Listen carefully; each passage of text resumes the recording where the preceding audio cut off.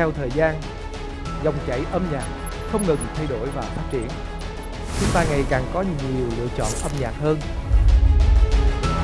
Tuy vậy, vẫn sẽ có những con người vẫn sống mãi trong lòng khán giả, bất chấp không gian và thời gian.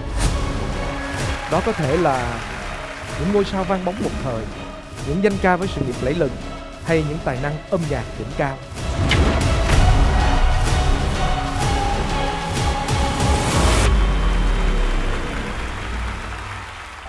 Chào mừng quý vị và các bạn đang đến với chương trình Dấu ấn huyền thoại. Coleman đã ấp ủ để xây dựng một chương trình nhằm tôn vinh những tên tuổi, những tài năng âm nhạc vang bóng một thời. Tự nhiên không ai lưu giữ á, đến lúc mình giờ muốn tìm một cái tư liệu gì đó, muốn xem cũng đó. Khi mà chơi á, thì anh em bắt tay anh Văn ạ, đối với tụi em, anh là một huyền thoại. Bây giờ tuổi mình cũng cần phải có một cái dấu ấn rồi. Ngày hôm nay sẽ là cái ngày mà tập hợp tất cả mọi người lại, cùng ghi lại một cái kỷ niệm của chúng mình. Cho khán giả biết được quá trình làm nghề, thì cái đó là một cái mà nghệ sĩ rất mong muốn. Khi Bửu Điền chưa đến là chị định là không có hát nữa đâu. Cái mới vừa soạn ra, coi kinh coi đồ, nhập vô rồi cái niệm Phật rồi cái đó, cái tự nhiên Bửu Điền tới nó dao động rồi, dao động lại xếp kinh để đoạn đó, để lo ôn lời đã. Anh là một người rất kín đáo, có nhiều chương trình mời anh nói về đời tư thì anh không có tham gia. Tôi sẵn hôm nay anh cũng nói thêm vài cái nhỏ. Trước nhất là nói cái chuyện này nè, bà con khán giả muốn nghe. Ở ngay cái thời điểm mà có thể nói là đỉnh cao của sự nghiệp, bỗng nhiên là chị lại về ở ẩn. Đánh chị cũng lạ lắm, chị hát mà thí dụ chị thấy có nửa rạp chị cũng buồn. Thực sự thì hôm nay Phượng mới nghe cái tâm sự của Quỳnh. Khi nói về những kỷ niệm này, có một phần xúc động. Và con xúc động vì mẹ cũng đã vượt qua bạo bệnh. Và đây là những món quà tinh thần, những món quà vô giá mà con nhận được của đại gia đình con xin gửi đến mẹ.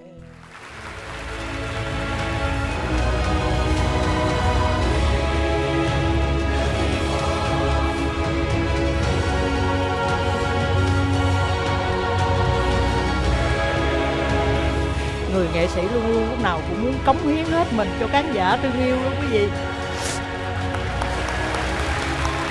Xong rồi.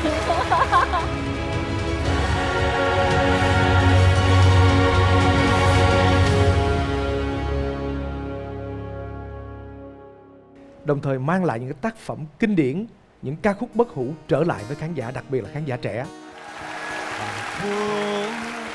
Hồ Chí Minh, tôi yêu thiết tha trong tim mình.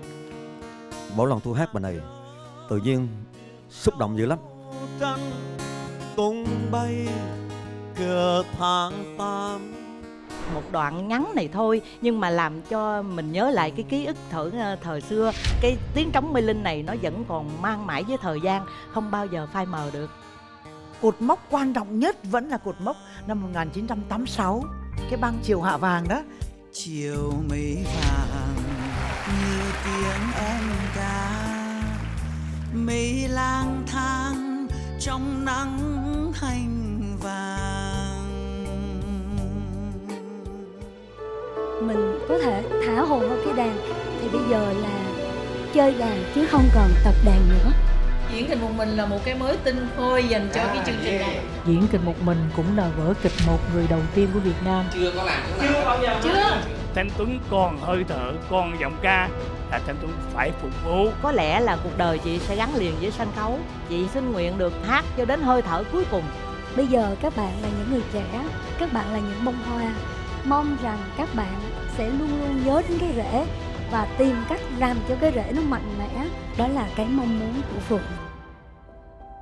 Sân khấu chỉ có giá trị khi nào biết chia sẻ niềm vui, nỗi buồn với nhân gian. Và người nghệ sĩ chỉ có giá trị khi nào nói những lời thật với khán giả của mình, làm thế nào cho cuộc sống mỗi ngày càng đẹp hơn.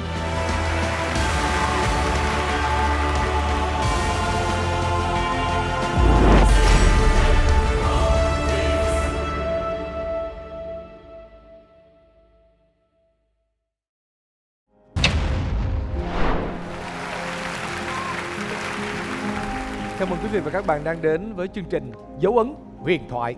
Chương trình Dấu ấn huyền thoại do Đài Truyền hình Thành phố Hồ Chí Minh phối hợp cùng công ty truyền thông và giải trí Điền Quân thực hiện. với sự đồng hành của Colorman Fashion, được phát sóng vào lúc 20 giờ 35 phút tối thứ Tư hàng tuần trên HTV7. Dấu ấn huyền thoại, hào quang là nhất thời, huyền thoại là mãi mãi. Kính thưa quý vị khán giả, như vậy là chúng ta đã cùng nhau đi qua một chặng đường dài 14 tập của Dấu ấn huyền thoại với 14 nhân vật của mùa 1. Kính thưa quý vị khán giả, thật sự thì Dấu ấn huyền thoại đã mang đến cho Colorman rất nhiều cảm xúc, và Colorman cũng tin chắc rằng tất cả quý vị và các bạn xem đài cũng có cùng một cảm xúc đó. Mỗi một tập là một màu sắc khác nhau, có tập rất là tươi vui. Nó còn Ấn Độ ra rồi ví dụ cái cơ thể mình, Ngọc Sơn muốn nói rất nhiều điều, muốn nói rất nhiều về nhảy. Vì sau đó Ngọc Sơn sẽ truyền lại cái bí kíp như là sao có thể nhảy. Các nhà thấy động tác này đầu tiên anh nhớ là đó là động tác của Michael Jackson right? Hả?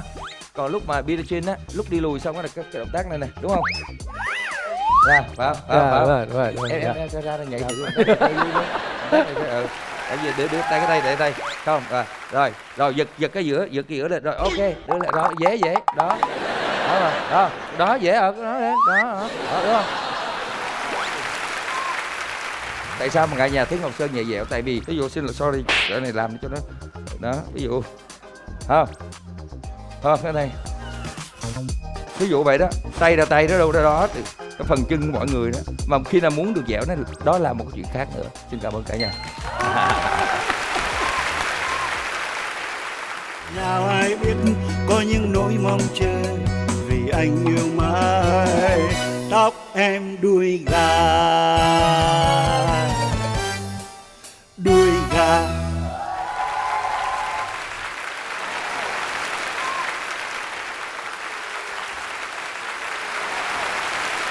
Anh có một cái vũ điệu trông rất là ngộ nghĩnh. Dạ, anh có thể hướng dẫn lại cho em được không? Sao anh? Gì tóc em đuôi gà. Trẻ trung đó mà. Mình phải trẻ trung. Dạ, rất là trẻ trung, kính thưa quý vị khán giả.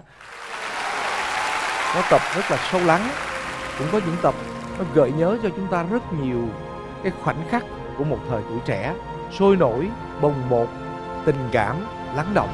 Mỗi lần mà trên TV hoặc là có những cái chương trình nào mà đột xuất có Đình Văn Ca thì tôi cũng rất thích khi mà gặp lại ca sĩ mà mình thần tượng.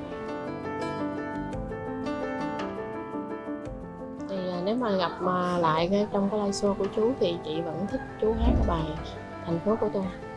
Chị tôi cũng mong cho làm chúc cho anh Đình Văn luôn có sức khỏe thật tốt, để mang lời ca, tiếng hát, tiếng đàn đến cho khán giả khắp nơi.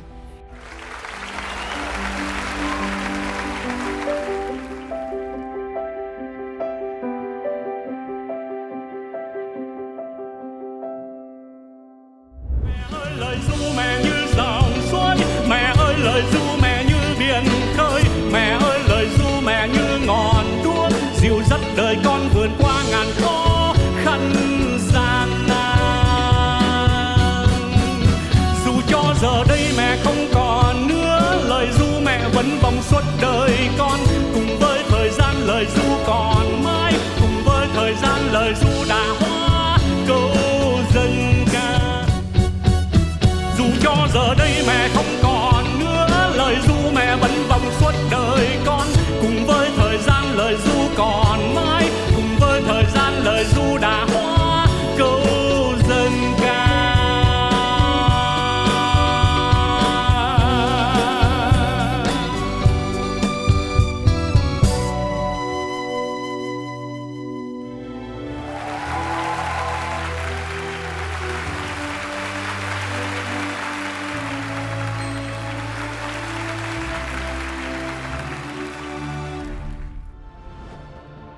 Trải qua 14 tập của Dấu ấn huyền thoại thì Colorman cảm nhận được một điều ở 14 nhân vật này của mùa 1. Thực sự đó là cái niềm đam mê vô bờ bến của họ đối với nghệ thuật nói chung và âm nhạc nói riêng. Ngọn lửa đam mê cháy bỏng và vẫn hừng hực khi trở lại sân khấu.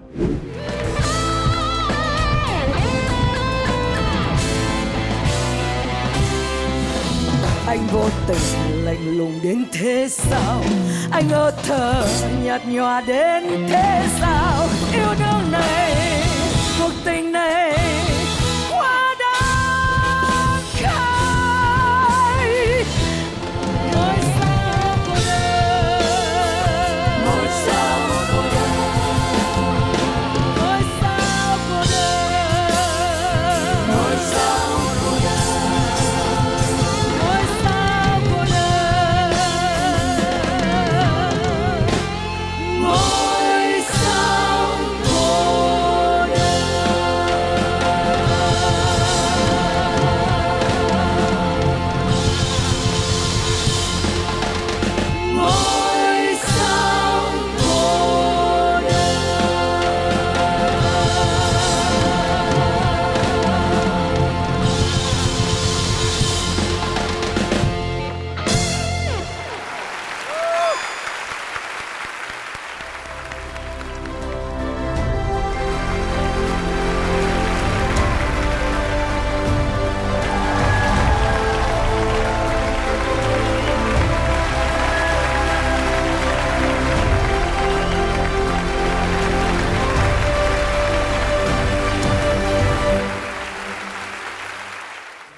Trong chương trình ngày hôm nay, Thailand cũng xin được bật mí đến tất cả quý vị và các bạn những khoảnh khắc mà tất cả chúng ta chưa từng được xem, cũng như chưa từng xuất hiện trong những tập Dấu ấn huyền thoại trước.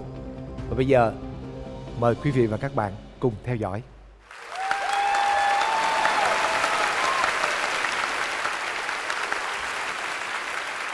Chị, hôm trước lúc mình ngồi uống cà phê đó, chị với anh có là dẫn em một cái đoạn mà đi giống như ba miền á.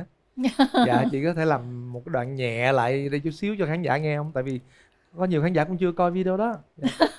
Dạ, Bắc Trung Nam. Hải ơi, chị em mình cũng chơi luôn nha.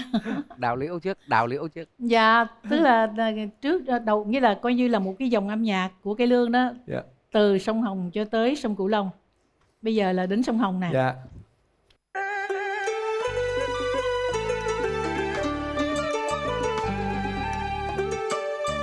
Thân điệp vai vang trời, mong cho non nước bình yên, muôn dân vui cảnh thanh bình. Trước phong linh trang thiếp nguyện sẽ mãi giữ vẹn câu thề, giữa muôn trùng khơi dù rằng sóng gió, thiếp luôn giữ vẹn niềm tin.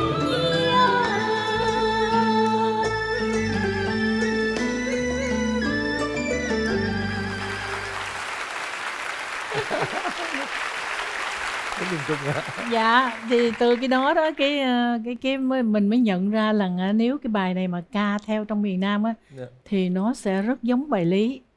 Nhưng mà bây giờ chúng mình đi vô tới miền Trung nè. Dạ. Nha.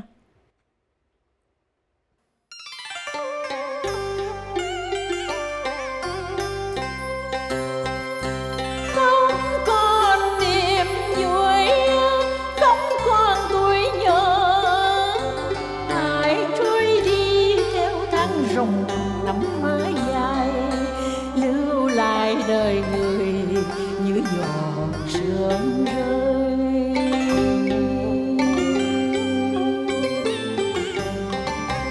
Mãi mãi tìm ngày ấu thơ, biết bao giờ quay lại, nắng lên sương rung, đêm về xuống đồng sương.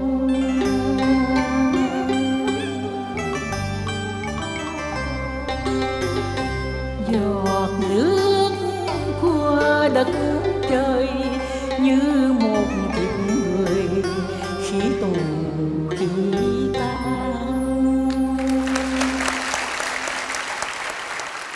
Dạ, mình đã đi vô tới miền Trung rồi, bây giờ mình chuẩn bị Bây giờ mình về lại vô Nam. Dạ, vô Nam. Dạ.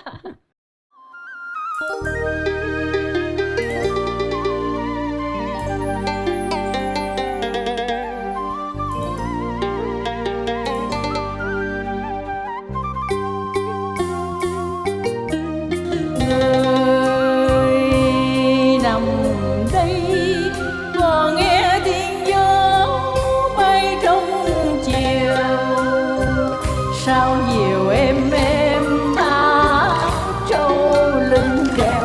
ngày còn thơ mơ giấc mơ sơn hà, nhưng giờ đây hồn thiên sông núi tiếng bước người đi, ngàn lao đang trái khăn tan, thương khóc cùng đất trời hoa lương.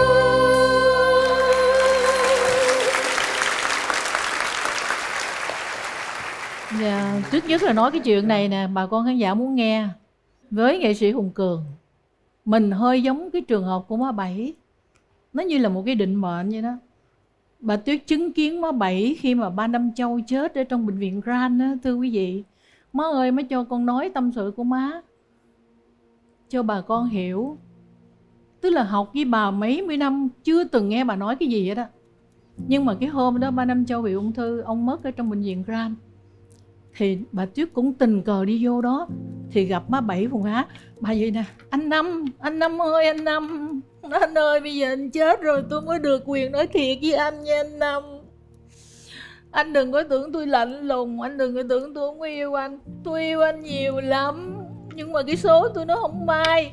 Khi tôi có chồng thì anh có vợ, khi tôi bỏ chồng thì anh cũng có vợ luôn nữa.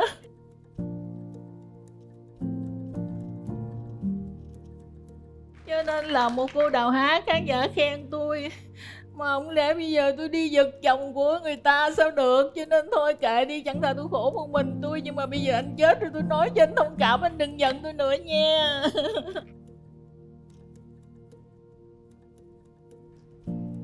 Cho nên Dạ. bà Tuyết thương ổng bằng trời luôn á. Dạ, hôm nay là chị bà Tuyết xác nhận nha đó.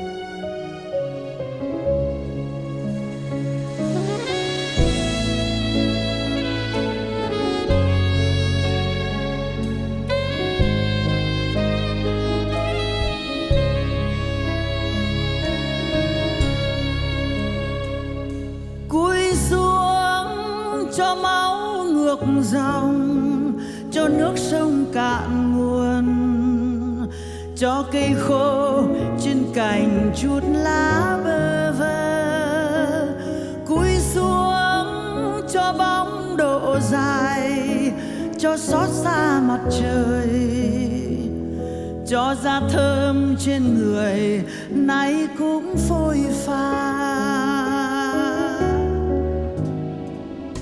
Cúi xuống nghe đời nhấp nhô, nghe tim dạn vỡ, nghe trong tuổi nhỏ khóc òa. Cúi xuống bên bờ xót xa, trên cơn lửa đỏ, trên khuôn mặt đã im lìm. Cúi xuống nhìn sâu trong mắt và nghe mưa bão tan đi trong đại dương. Cúi xuống thật buồn cho nước sông cuồn cuộn. 20 năm nó tròn tôi biết đau thương.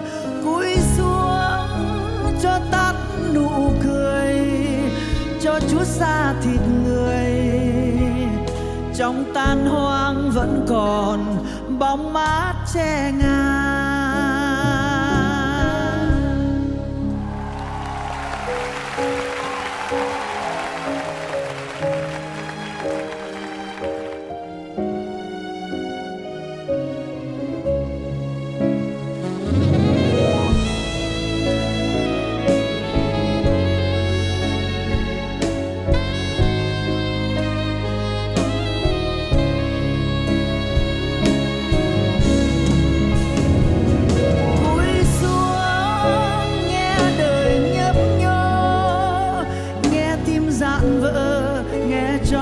tuổi nhỏ khóc òa, cúi xuống bên bờ xót xa. Trên cơn lửa đỏ, trên khuôn mặt đã im lìm, cúi xuống nhìn sâu trong mắt và nghe mưa bão tan đi trong đại dương. Cúi xuống thật buồn cho nước sông cuồn cuộn. 20 năm nó tròn tuổi biết đau thương. Cúi xuống cho tắt nụ cười, cho chút da thịt người. Trong tan hoang vẫn còn bóng mát che ngang.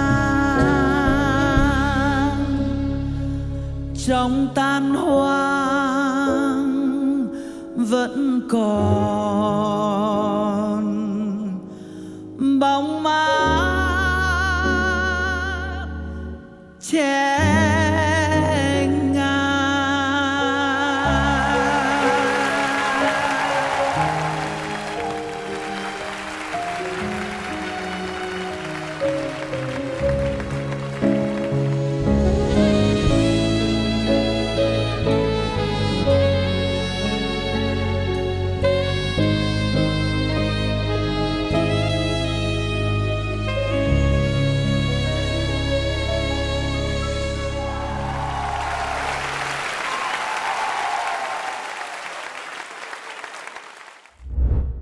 Cái kho tàng sáng tác của nhạc sĩ Trịnh Công Sơn rất nhiều, cũng như quý khán giả đã được nghe chị Bảo Yến thể hiện rất là nhiều ca khúc rồi, và những cái ca khúc đó nó quen thuộc lắm. Nhưng mà tại sao hôm nay là chị không chọn một cái ca khúc nào nó quen thuộc mà chị lại chọn một cái ca khúc mà như chị chia sẻ là lần đầu tiên chị hát? Cái bạn này Bảo Yến rất thích nên là bài này nó sâu. Hình như anh viết cho người nằm xuống đó, anh này chết đó, cho nên có cái chữ là trên khuôn mặt đã im lìm. Cái câu đó rất là thực tế, người nào mà cũng không chết. Yến đây rồi vài mươi năm rồi cũng mắt im lìm thôi. Và anh Sơn với Yến cũng thân lắm. Ngày xưa lúc Yến chưa nổi tiếng, chiều nào cũng đến thăm anh á. Anh là một người rất là nhã nhặn, lịch sự, của một người đàn ông gọi là văn chương đó, đúng nghĩa đó. Anh nói em hát bài của anh hay đó, thì chứ em với anh đi hát chung đi. Anh rủ chị về đó. Thế chị nói thôi để em hát mình thôi. Đó, anh dễ thương lắm. Có rất nhiều kỷ niệm với anh Sơn. Bài này là chị thích nhất. Thường là chị hát thầm trong nhà là chị hát bài này, chứ chị không hát mấy bài kia. Cái bài kia là chị muốn chọn để hát sân khấu thôi. Cho bài này nó hay chứ. Nhưng bài này nó da diết. Anh Sơn thì anh Sơn lại thích chị hát cái bài gì nhất chị? Anh Sơn thích chị hát bài Rừng Xưa Đã Khép, Ru Ta Ngậm Ngùi. Nhưng mà anh Sơn chưa nghe chị hát bài này. Hôm nay chị hát đầu tiên đó. Kính thưa quý khán giả, thì chắc có lẽ là hôm nay cái phần trình diễn của chị Bảo Yến đến đây được khép lại ha. Tại vì chị Bảo Yến cũng mệt rồi. Hát tặng khán giả anh bài đi ban nhạc. Cái này hát tặng nha, hát tặng đâu rồi. Khán giả chờ này là ban nhạc, mời ban nhạc lên đi. Thôi các bạn muốn chị Bảo Yến hát tặng bài gì nè? Bài này là Colorman cũng hát cũng được lắm á. Bài này là Anh Còn Nợ Em, công viên ghế đá, công viên ghế đá. Đúng tông la luôn á. Nhà bên đây la thiệt, bên kia.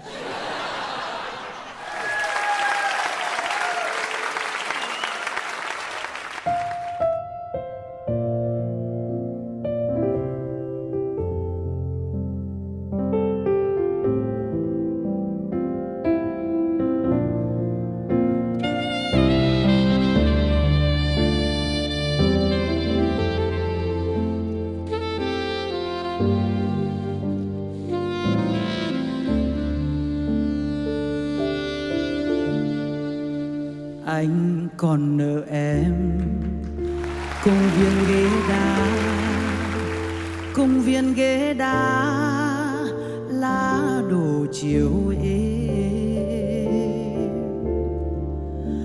Anh còn nợ em dòng xưa bên cũ, dòng xưa bên cũ, con sông êm đềm.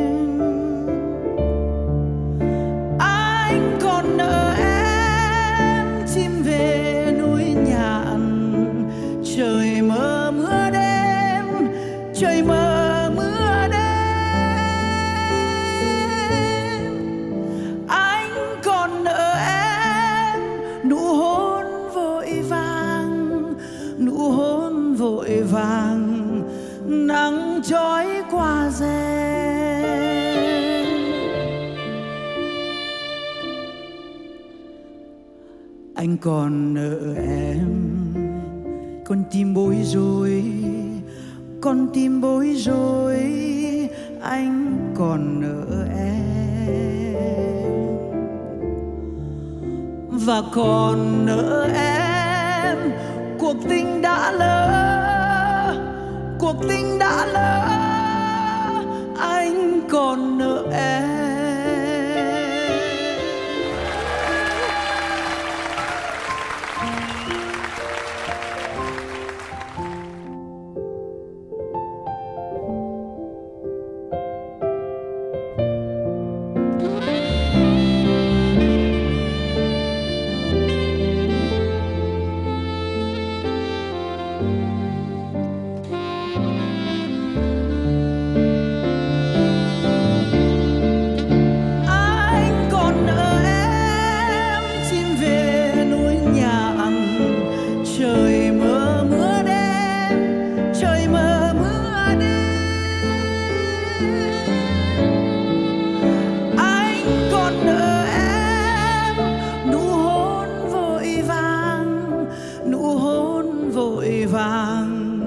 Nắng trói qua rèm,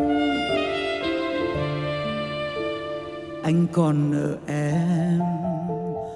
Con tim bối rối, con tim bối rối, anh còn nợ em. Và còn nợ em cuộc tình đã lỡ, cuộc tình đã lỡ, anh còn nợ em.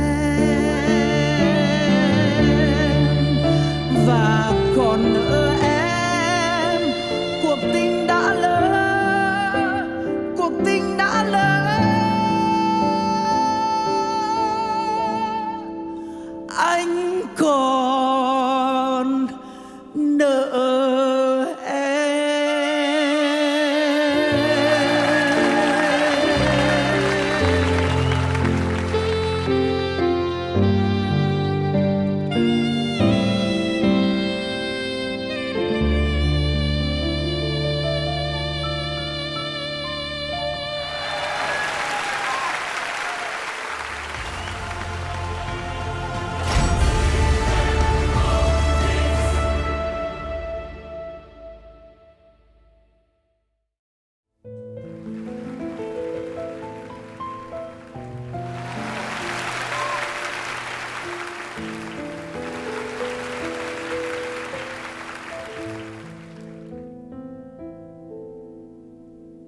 Người đã quên đi bao lời yêu hôm nào, người đã quên ta rồi, ta còn nhớ khôn nguôi. Đau đớn lòng nhìn em lần cuối, em đây rồi mà xa ngàn khơi, nghe thương sầu xót xa lòng tôi.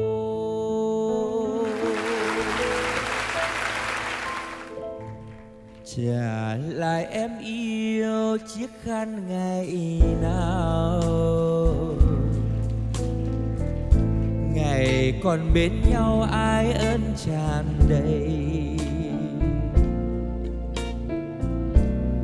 Trả lại em yêu những năm học trò, những đêm hẹn hò ngày ta có nhau. Giận hơn chi em nét mi rượu buồn, giận hơn chi em chuốc thêm muộn phiền.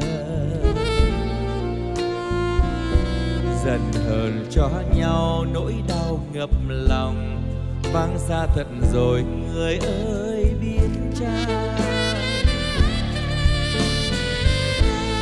Trả lại cho em, trả lại cho em lời nào yêu thương còn đọng trên môi, và tình ta đó những đêm trăng tàn, để lần sau cuối khi nhìn thấy nhau, để ngày mai đó duyên tình cách xa, vì yêu ban đầu còn đâu nữa em.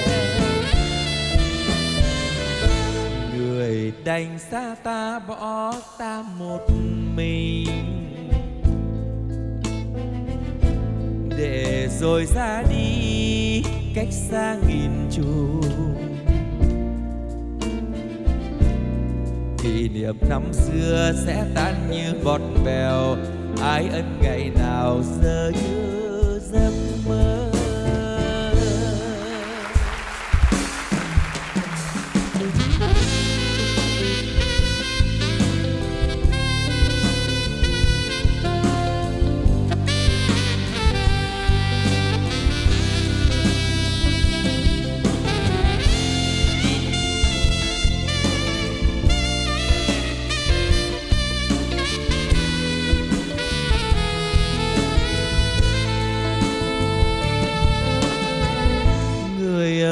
Có nhớ có thương một người, còn mơ những lúc đón đưa trong đời. Ân tình tựa như mây cao, hay chỉ là trong chim bao, còn thương tiếc chi ngày nào. Ngày mãi hai đứa xa nhau thật rồi, còn đây đêm cuối nói cho cạn lời. Ân tình rồi đây phai phôi, chỉ còn mình ta đơn côi, người ta đã quên thật rồi. Người đã quên đi bao lời yêu hôm nào, người đã quên ta rồi, ta còn nhớ cốt cuối. Đau đớn lòng nhìn em lần cuối, em đây rồi mà xa ngàn khơi, nghe thương sầu xót xa lòng tôi. Còn đâu em hỡi hương xưa một thời, tìm trong dĩ vãng cơn mơ gọi mời. Thôi rồi tình ta ly tan, nay người về nơi cao sang, bỏ ta khóc duyên bè bàng. Kỷ niệm năm xưa sẽ tan như bọt bèo, ai ân ngày nào giờ như giấc mơ.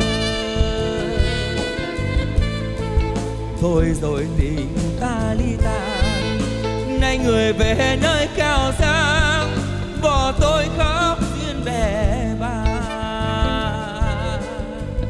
Kỷ niệm năm xưa sẽ tan như bọt bèo, ai ân ngày nào giờ như giấc mơ.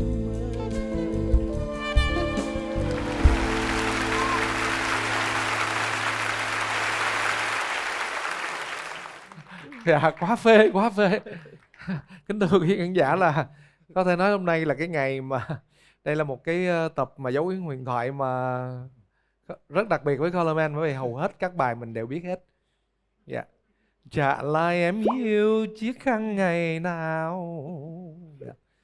Người đã quên đi bao lời yêu hôm nào, người đã quên ta rồi, ta còn gì khốn nguôi đâu đây.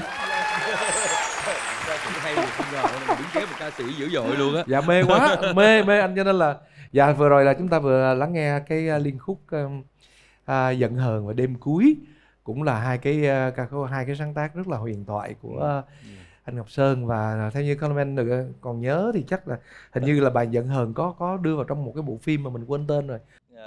Bộ phim đầu tiên là Ru Lại Tình Gần nghe cả nhà. Bộ phim Ru Lại Tình Gần thì Ngọc Sơn sáng tác Giận Hờn cũng tầm năm 17 tuổi đó. Tầm đó Trả Lại Em Yêu mình cứ nhẩm thôi. Giận Hờn thì đầu những tầm năm 87, thì năm 91 đêm cuối một loạt ca khúc ra đời. Sau khi Giận Hờn 4 năm là quyết định là chia tay luôn, Đêm Cuối luôn.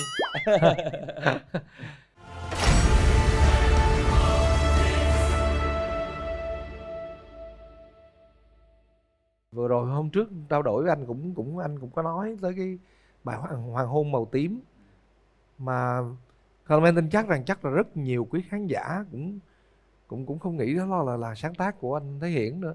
Tôi kể chuyện cho đạo diễn Biểu Điền nghe. Lúc mà ca sĩ Đình Văn Đặng Đông là mời ca sĩ Đình Văn hát bài đó, thì Đình Văn lên nhà tôi mới đánh đàn, tôi hát tập cho Đình Văn, đưa bài cho Đình Văn luôn mà, bài mới mà, phải tập từ câu rồi hỏi nhau. Sau đó Đình Văn mới đem cái văn bản của tôi viết tay giao qua anh nhạc sĩ Quốc Dũng, để anh nhạc sĩ Quốc Dũng là hòa vũ khí. Anh mới coi bài, anh nói cái này không phải của Thế Hiển. Bài Hoàng hôn màu tím phải Đình Văn ơi, em phải coi lại sao chứ cái bài này không phải của Thế Hiển, về cái chất của Thế Hiển. Anh biết là cái chất trẻ, chất bốp, chất bốp chứ không phải là chất mà country mà chất Nam Bộ như vậy. Phải Thế Hiển là chất bốp music, viết những cái chất tươi vui lạc quan nữa. Còn cái này vậy. Đình Văn mới trả lời không anh ơi, chữ của Thế Hiển em tập ở nhà Thế Hiển. Vậy sao anh Quốc Dũng gặp anh Quốc Dũng ở đài truyền hình ấy, nó có phải bài Hoàng hôn tím của Thế Hiển không? Đấy vâng, của em. Ồ vậy hả? Sao lại viết cả Petit Note nữa? Petit Note tức là cái luyến lấy á. Đấy vâng, em nghiên cứu kỹ lắm, em phải viết luyến lấy cho nó rõ. Bây giờ em mới hiểu là Thế Hiển viết này được. Nhưng người không hiểu. Nhưng người nghĩ là Thế Hiển không? Chất nó đặc chất dân ca Nam Bộ. Không có gì đâu. Trong về kiến thức về âm nhạc, các người nhạc sĩ có thể viết được những ca khúc mang âm hưởng của từng vùng từng miền. Dạ thưa anh, thì cái bài Hoàng hôn màu tím á, thì em thấy cũng có nhiều người hát. Nhưng mà anh thì anh với anh thì anh thích cái ca sĩ nào hát cái bài đó nhất? Ca sĩ Ngọc Sơn cũng hát bài này, bạn Đình Văn của tôi cũng hát, rồi chị Hương Lan cũng hát, nhiều người hát bài Hoàng hôn màu tím lắm. Bởi vì cái âm nhạc của chất đó nó thực tế nó gần với Nam Bộ, mà Nam Bộ thì rất gần với cải lương, mà cải lương thì rất gần với gì? Nhân lễ nghĩa chí tín.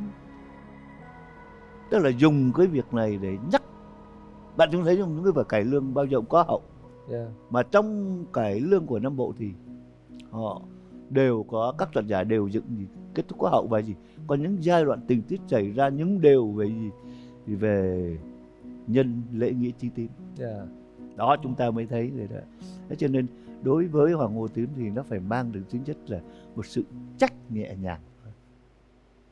Sao mà giờ đây sao anh nỡ đoàn đành, tham phú phụ bần anh phụ tình em.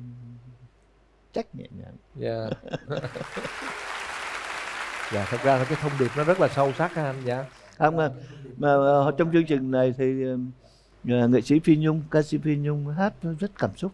Rất cảm xúc.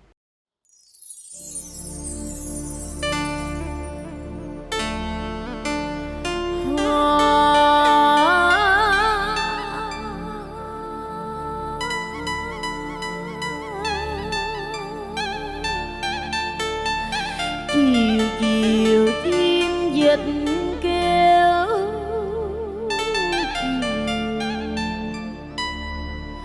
bâng khuâng nhớ bạn,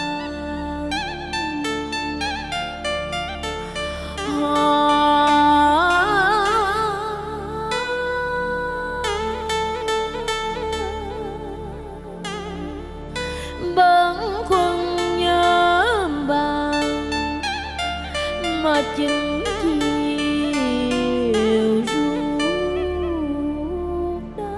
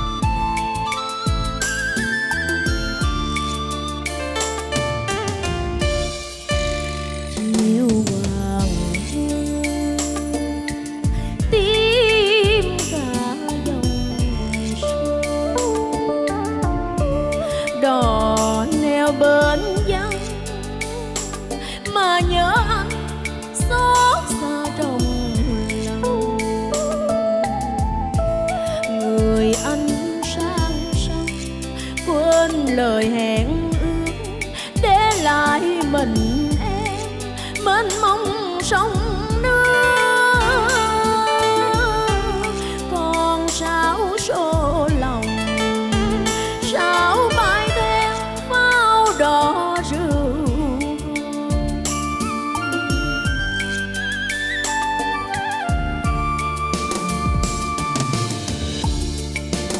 Người ơi,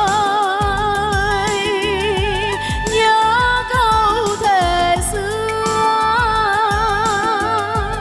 dù nắng hay mưa, dù nghèo hay khổ, dù ai sang giàu cũng không bao giờ chia cách đôi ta. Mà giờ đây sao anh nỡ đoạn đàm, tham phú phụ bận anh phụ tình em.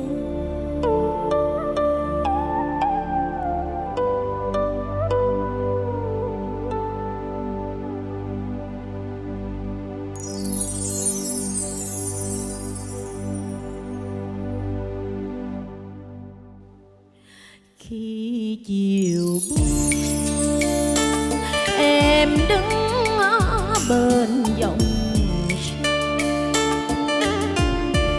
đò sang bên mới mà nhớ anh tiếc tha trong lòng. Còn đâu đêm trăng ta về chung lối, chỉ còn mình em mênh mông nỗi nhớ. Trên bến sông buồn nhớ thương anh tim cả quần.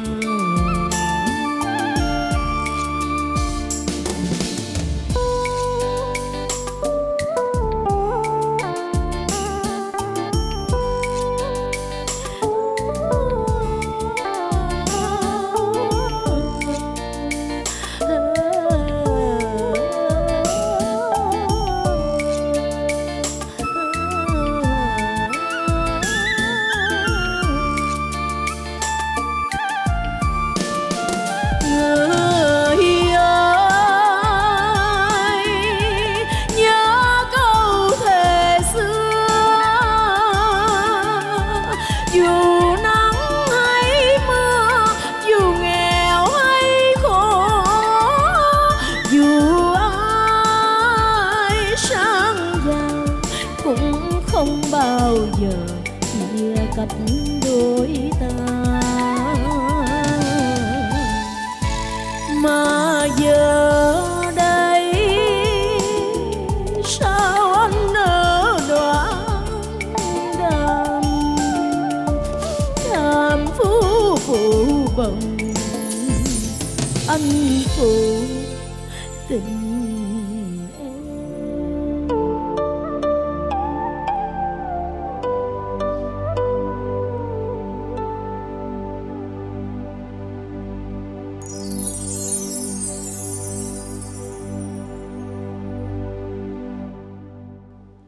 Khi chiều buông em đứng bên dòng sông, đò sang bên dân mà nhớ anh thiết tha trong lòng. Còn đâu đêm trăng ta về chung lối, chỉ còn mình mênh mông nỗi nhớ. Trên bến sông buồn nhớ thương anh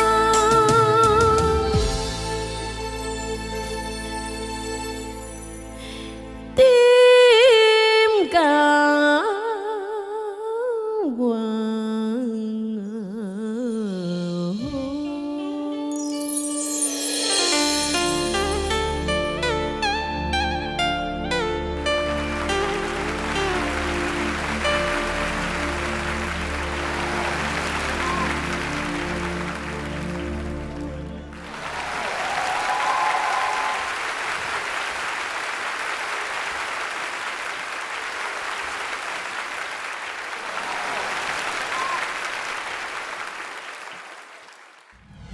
Dạ, em chào anh Thế Hiển.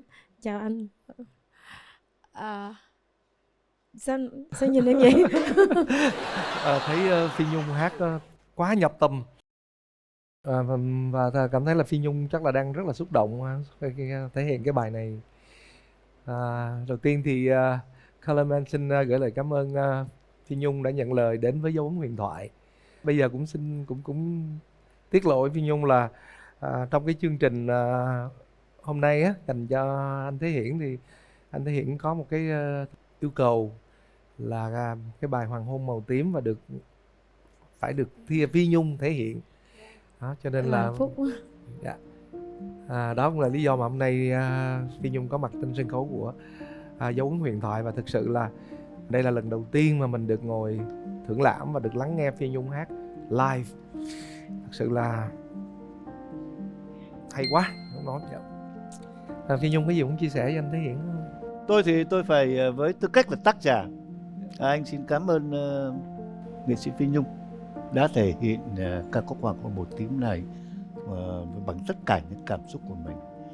Tôi cũng đã theo dõi rất nhiều những nghệ sĩ ở trong nước cũng như ở hải ngoại đã hát ca khúc Hoàng Hôn Màu Tím để của tôi sáng tác.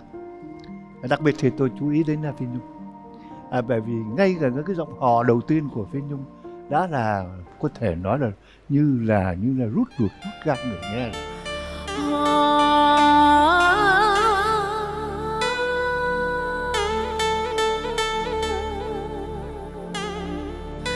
Bâng khuâng nhớ bạn mà chính chiều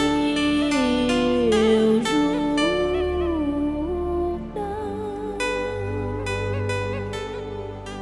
Và đặc biệt là với ngữ âm của Nam Bộ của Phi Nhung rất là có thể nói là chỉn chu ở những cái cảm xúc luyến láy. Còn đâu đêm trăng ta về chung lối, chỉ còn mình em mênh mông nỗi nhớ. Những cái rung rồi đổ hạt cũng rất là tuyệt vời. Tôi có thể nói rằng là rất cảm ơn Phi Nhung đã thể hiện ca khúc Hoàng Hôn Màu Tím, đã nâng tác phẩm của tôi lên. Xin cảm ơn Phi Nhung. Dạ, sau đây thì Nhung cũng xin nói với lại anh Thế Hiển cũng như là Colorman.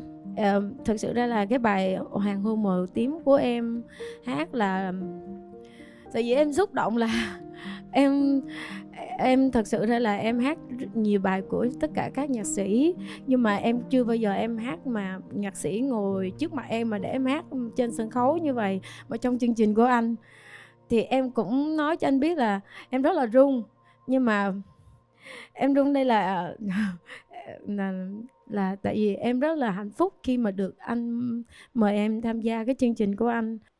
Cái bài này á, là thực ra là hồi xưa em ở Mỹ á, thì em lúc đó cũng mới 20 mấy tuổi thôi mà em không có biết, thực sự em không có hiểu được bài hát về cái nội dung. Thực sự là ở Mỹ nhưng mà họ không có hiểu cái nội dung của người miền Tây, cũng không có biết tại em người miền Trung á. Thành ra anh Thái Châu là người chọn cái bài này, và anh Thái Châu dạy giống như là nói ra cái câu chuyện nó là như vậy. Nhưng mà khi em thu á là em cũng còn hồn nhiên lắm. Hoàng hôn màu tím nhưng mà không phải là mặc cái chiếc áo dài màu tím như vậy đâu. Tóc thì để gọi là sao quấn lên, rồi mặc cái áo màu đỏ, rồi một cái bông bự này. Tại em cũng mới đi hát, em cũng không biết gì hết, nó rất là ngây thơ. Thành ra em khi mà em hát cái bài này mà xong rồi em nhớ anh Châu, ảnh nói ra cái câu chuyện, anh vẽ ra một cái câu chuyện như vậy, xong em nhập vô cái câu chuyện đó, nên em vừa hát mà vừa khóc. Em nhớ cái câu chuyện đó, rồi xong em không có ngờ là tự nhiên cái bài đó nó lại được nổi tiếng quá trời ở từ hải ngoại, xong rồi cho tới Việt Nam mình, rồi tới Hà Nội, tới miền Tây luôn. Khi mà em về tới thì ai cũng kêu em hát là Hoàng hôn màu tím. Xong em nói chứ ủa sao người ta biết Hoàng hôn màu tím ta, ở Việt Nam mà người ta cũng biết. Tại lúc đó em cũng khò khờ lắm. Và khi mà em nói thật ra là lúc mà em nổi tiếng cái bài năm 17 tuổi của chú Vinh Sử, thì sau là cái bài Hoàng hôn màu tím của anh. Rồi có 2 bài đó thôi mà em đi hát mấy năm trời. em mua được chiếc xe. Chỉ có 2 bài thôi là em mua được chiếc xe em đi à. Mà tới khi em về Việt Nam, gần đây em mới được gặp anh. Gần đây em mới được gặp anh. Mà khi em gặp anh, em nghe Thế Hiển thì trong đầu em nghĩ là một chú rất là viết toàn là nhạc dân ca không thôi, giống như chú Thanh Sơn hay chú Vũ Đức Sao Biển là vậy đó, hay là Bắc Sơn. Chứ em không có nghĩ là nhạc sĩ Thế Hiển viết một cái bài hát Hoàng hôn màu tím cho mình. Cho nên rất cảm ơn Phi Nhung đã bày tỏ về cái cảm xúc của mình về cái thời gian mà bắt đầu mà tập bài Hoàng hôn màu tím để đi biểu diễn. Có thể nói được là Hoàng hôn màu tím là tôi viết theo cái chất liệu của Nam Bộ, dựa theo Nam Bộ. Ở các nhạc sĩ của thành phố của Sài Gòn này và của thành phố Hồ Chí Minh thì có chú Bắc Sơn, có anh Vũ Đức Sao Biển, có anh Thanh Sơn, thường là viết cái chất chân ca. Nhưng mà đây là bài hát đầu tiên tôi viết chất chân ca, viết năm 1991. Và người hát đầu tiên đó là ở Việt Nam mình là chính là ca sĩ Đình Văn. Khi mà Trung tâm Rạng Đông dựng cái hoạt cảnh Hoàng hôn màu tím mà Đình Văn đóng cái vai là người nhắc tuồng của một cái vở cải lương đó, mà thương cái cô Đào, nhưng mà ông bầu thì ông đem cô Đào đi mất. Đó là cái cách dựng. Nhưng thực tế cái xuất xứ của bài hát này là tôi viết thay cho mối tình của người thầy của tôi dạy tôi năm lớp nhất ở Mỹ Tho. Lúc tôi 11 tuổi tôi học Nam Tỉnh Lỵ Mỹ Tho. Thầy của tôi thương một người con gái cùng làng. Lúc đó đi học còn nhỏ chúng tôi hay nói là: ê mày thầy mình với cô dạy nhau á, tôi nhỏ mà. Khi nghỉ hè mà có một câu chuyện nó xảy ra như vậy. Trong lúc đang đi học như thế thì nhà cô ở bên Bến Tre, qua cái từ Mỹ Tho qua Bến Tre đó, nhà cô thì pháo đỏ rượu hồng, nhưng thầy không làm chú rể. Chiều thầy cứ dắt học trò rồi thầy đứng bên này sông, nhìn qua bên kia sông với lòng ngậm ngùi. Anh em học trò tôi lúc đó cũng nói là chắc thầy buồn lắm. Giữa hè thì nghe tin thầy lâm bệnh nặng, thầy mất.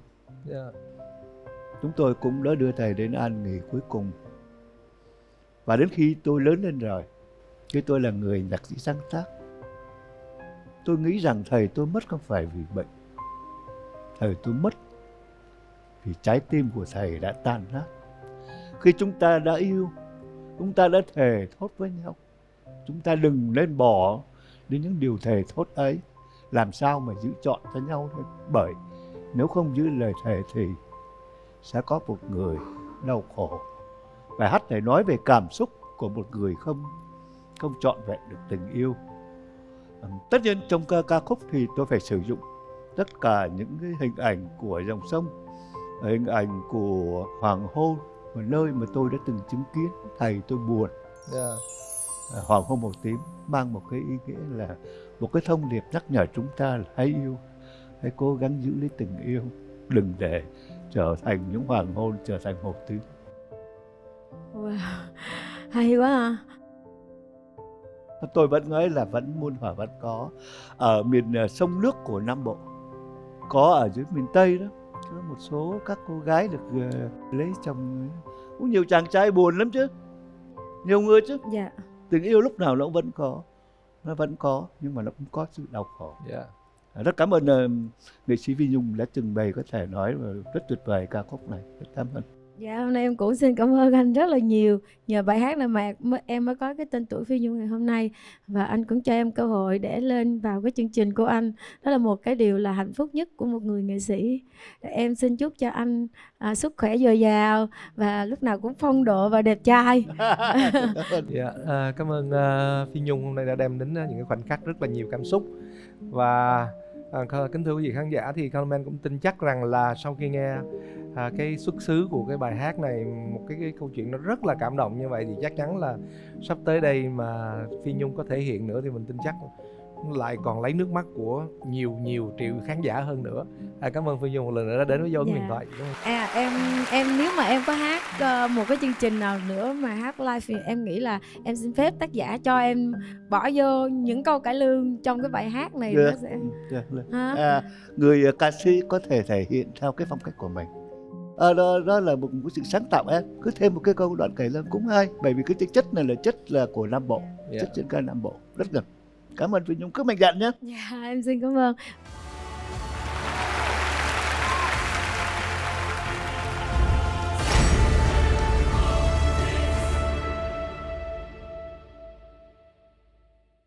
Kính thưa quý vị khán giả, chương trình Dấu Ấn Huyền Thoại do Đài Truyền hình Thành phố Hồ Chí Minh phối hợp cùng công ty truyền thông và giải trí Điền Quân thực hiện với sự đồng hành của Colorman Fashion được phát sóng vào lúc 20 giờ 35 phút tối thứ Tư hàng tuần trên HTV7. Một lần nữa xin được gửi lời cảm ơn đến tất cả quý khán giả và xin chào tạm biệt.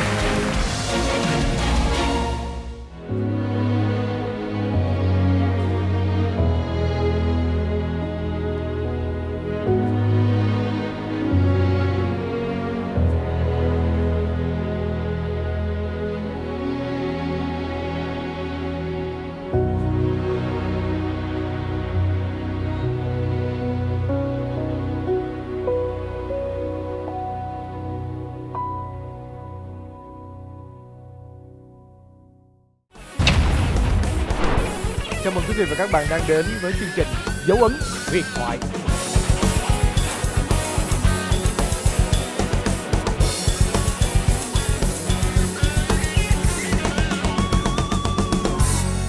Trả cho hết, cho lòng ta bớt nặng.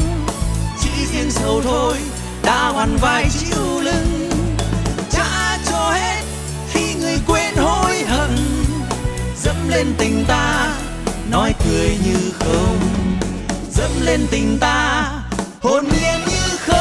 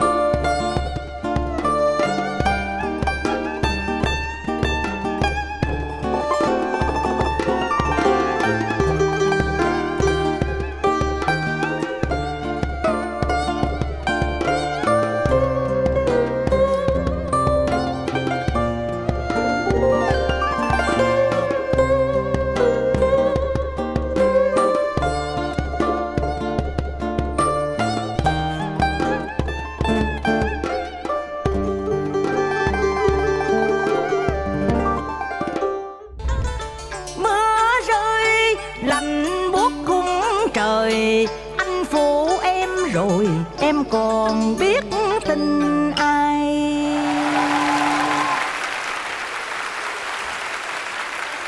Bốn bức tường cao dần ngang đời sừng sững, chôn chết cuộc đời người cung nỡ già.